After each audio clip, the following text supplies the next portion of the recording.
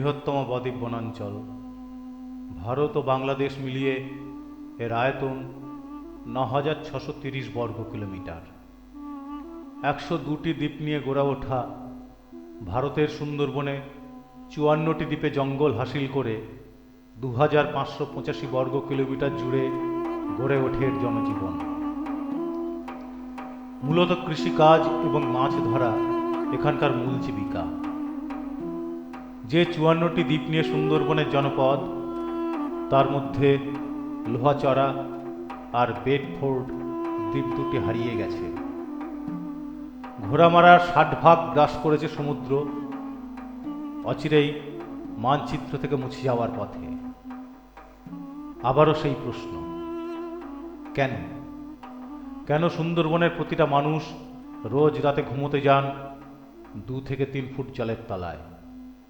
দ্বীপগুলি সঠিকভাবে বাসযোগ্য হওয়ার আগেই পরিবেশের বিরুদ্ধে আমাদের দখলদারি।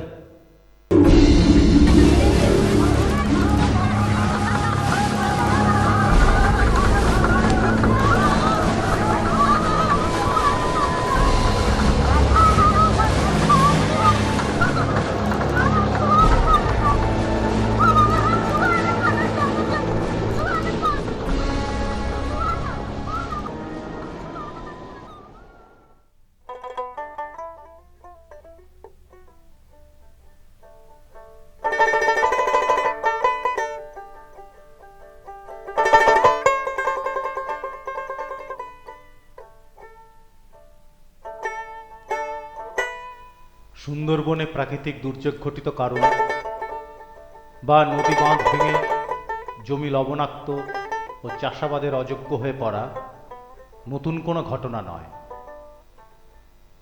১৯৭০ থেকে ২০০৯ বহুবার এর ভুক্তভোগী সুন্দরবনের মানুষ।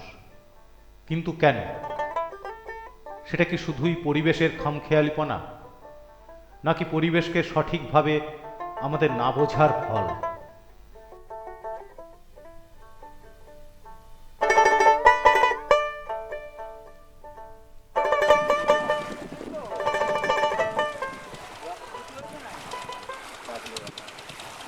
লবণের মাটি মানে খুব লবণ। খুব লবণ, বাড়ি ঘর তো থাকতেন না বাবা। আপনার এই জমিটাতে কি ধান চাষ হয়েছিল? হ্যাঁ, এই জমিতে ধান চাষ হয়েছে। তা এখানে তো দেখছি এখনো লবণ ফুটে আছে। কি কি মাছ পেতেন? পোনা, কই, মাগুর, শোল, লাঠা, তো সেগুলো আর পাওয়া যায় না এখন? এগুলো আর পাওয়া যাচ্ছে না। কেন বলেন তো, আপনার কি মনে হয় কি কি কারণে? আয়লা হয়ে গেছে, লোনা জল উঠে গেছে, মিষ্টি জলের মাছ সব চলে গেছে। 25 আয়লা হওয়ার পরে এখানে সরকারিভাবে যে অনুদানটুকু এসছে সেটা খুব সামান্য। তাতে ওই 5 কিলো চাল একটা পলিথিন ছাড়া কিছু পায়নি। উন্নত প্রযুক্তি এখানে আসেনি, কৃষকের জন্য কোনো ব্যবস্থা করা হয়নি। কেন্দ্রীয় এবং রাজ্য সরকার উভয়ই ফেল।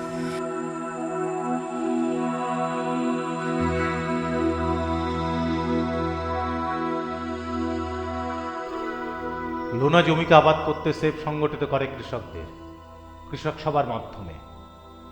চারধারে জলের খাল কেটে 40 বর্গ ফুটের ছোট ছোট জমিতে চাষ, অথবা জমির 5% জলাশয় তৈরি করে বিকল্প চাষের আশ্রয়ে কৃষকদের আশা ফিরিয়ে আনা হয়। আমি হাইলি স্যাটিসফাই যে আমি এরকম নোনা জায়গায় সোনার ফসল ফলাতে পেরেছি। জৈবটা দিয়ে দেখলাম যারা রাসায়নিকে করেছে তাদের তুলনায় অনেক ভালো হয়েছে। শ্রী পদ্ধতিতে লাভজনক এবং খরচ অনেক কম। নিয়মিত প্রশিক্ষণ, উৎসাহ আর খোদ কৃষকের জমিতে হাতে কলমে প্রযুক্তির হস্তান্তরকরণ এই একমাত্র উপায় সুন্দরবনের কৃষিকে বাঁচিয়ে রাখার। কিন্তু নদীবাঁধ, সবচেয়ে বড় সমস্যা নদীবাঁধ। এখনো পর্যন্ত এই নদীবাঁধের চিন্তা ভাবনা করা হয়নি। আজকে যদি যত পরিকল্পনা আপনারা করে যান না কেন, যদি নদীবাঁধে মাটি না পড়ে তাহলে কিন্তু এখানে আবার ৩,৫০০ কিমি নদীবাঁধ সম্পূর্ণ একটি অবৈজ্ঞানিক পদ্ধতিতে তৈরি হয়েছে সুন্দরবনের এই ৫৪টা দ্বীপের জনপদকে বাঁচানোর জন্য। আগে এই বাঁধ রক্ষণাবেক্ষণের দায়িত্ব ছিল জমিদার বা লর্ডদারদের ওপর। ১৯৬০ সাল থেকে নদীবাঁধের সংরক্ষণের দায়িত্ব তুলে নেন পশ্চিমবঙ্গ সরকারের সেচ দপ্তর। তারপর বাঁধ এরকম অবস্থা কেন এখন বাঁধে? আমরা ভোট দিয়ে যাদের বাবু করাইছে তারাই তো সব কিছু হ্যাঁ, তারাই তো এইভাবে মাটি দিয়ে এইভাবে করছে। এই বর্ষা আসলে থাকবে বাঁধ? এখনই তো থাকবে না, বর্ষার সময়। যে আমরা সুন্দরবনের মানুষ, বাচ্চা কাচ্চা নিয়ে আমরা খুব আতঙ্কের মধ্যে দিন কাটাচ্ছি, রাতের পর রাত জেগে আছি। ঘর বাড়ি নেই, শুধু ওপার থেকে বাঘ পার হয়ে আসছে, আমরা থাকতে পারছি না। আমাদের কোনো সরকার থেকে কোনো সহযোগিতা করেনি। কৃষকদের যদি সামনে কোনো বাঁধ এবং কৃষি প্রযুক্তি যদি ভালো না হয়, কৃষকদের আত্মহত্যা করা ছাড়া কোনো পথ। বর্তমানে নদী বাঁধগুলোর এমনই দুরবস্থা যে ভবিষ্যতে আদৌ সুন্দরবনের জনজীবনের অস্তিত্ব থাকবে কিনা তাই নিয়ে নদী বিশেষজ্ঞদের মধ্যে নানান মতান্তর আছে। নদীকে তো তার প্লাবনভূমি ছাড়তেই হবে, তাকে গা জোয়ারি করে কি আটকানো যায়? মন্ত্রী মশাইরা আসলে পরে যত খরচা হয় তাতে যেটুকু বাঁধ আছে তার অর্ধেকটা প্রায় মেরামত হয়ে যেত। সরকারিভাবে এখানে এসে এত কিছু দেখে চলে যাওয়াটা আমাদের আর কিচ্ছু বাঁচতে সাহায্য করে না।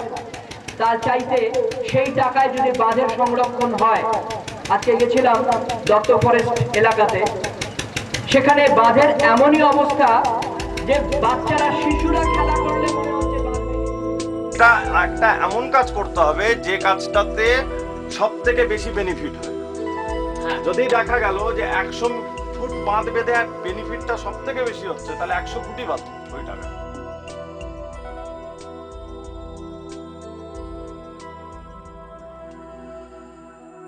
নদী বাঁধ সংরক্ষণকে প্রাথমিক গুরুত্ব দিয়ে সেফ দুটি জায়গায় উদ্ভাবনী জৈব প্রযুক্তিকে কাজে লাগায় বাঁধ মেরামতের জন্য।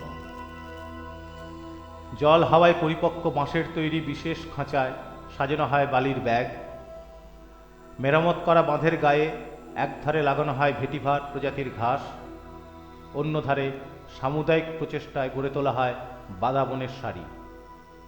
এই কাজ এখনো চলছে। কেন আজকের বাইরে চলে যাচ্ছে? তাদের বাড়িতে খোরাকি নেই, একটু চিকিৎসার পয়সা নেই, একটু পানীয় জলের ভালো ব্যবস্থা নেই, ছেলে মেয়েদেরকে পড়াবে তার কোনো ব্যবস্থাই এখনো করতে হবে, যে কিছু বইপত্র কিনতে হবে, এসবের কোনো ব্যবস্থা তারা করতে পারছে না। যে আগে দুবেলা দুমুঠো যদি না খেতে পায় তাহলে কি করে তাদের সংসারটা চলবে? সুন্দরবনের পরিবেশ উদ্বাস্তুর সংখ্যা ক্রমশই বাড়ছে। লোহাচড়া বেডফোর্ড গেছে, ঘোড়া মারাও যাচ্ছে। ভবিষ্যতে ক্রমশ আরও তলিয়ে যাবে এমন অনেক জনবসতিপূর্ণ দ্বীপ। প্রতি বছর সমুদ্রতল বাড়ছে প্রায় 8 মিলিমিটার করে। বেড়েছে প্রাকৃতিক দুর্যোগের সংখ্যা, বাড়ছে দারিদ্র্য সীমার নিচের মানুষজন। নেই 60% লোকের পানযোগ্য জল। প্রায় 85% ভোগে অপুষ্টিজনিত রোগে। সুস্থভাবে মানুষের মতো বেঁচে থাকার অধিকার নেই 90%। South Asian forum for environment save মনে করে পরিবেশের সাথে বৈরিতা নয়, পরিবেশকে বন্ধু করো। সংঘর্ষ নয়, পরিবেশকে বোঝো, তার মতো করে তাকে চলতে দিয়ে নিজেকে রক্ষা করো।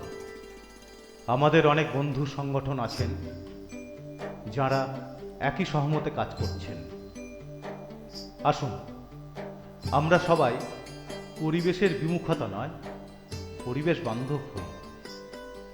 সৎ ইচ্ছা আর আন্তরিকতায় আমাদের গর্ব, বিশ্ব ঐতিহ্যের প্রতীক সুন্দরবনকে বাঁচিয়ে রাখি তার জনপদকে।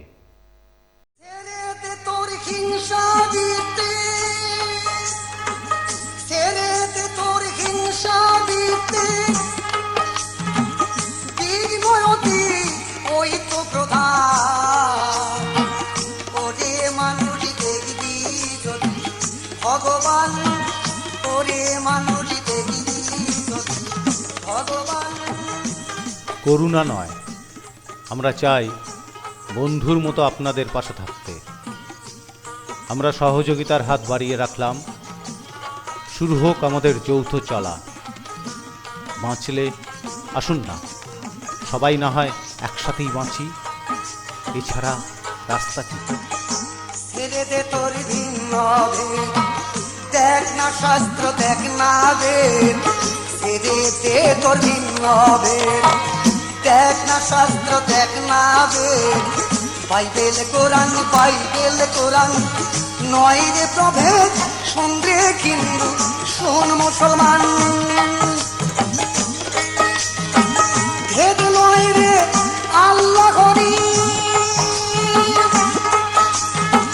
শোন রে প্রকৃতি ব্রহ্ম সারি ভেদ নয় রে আল্লাহ হরি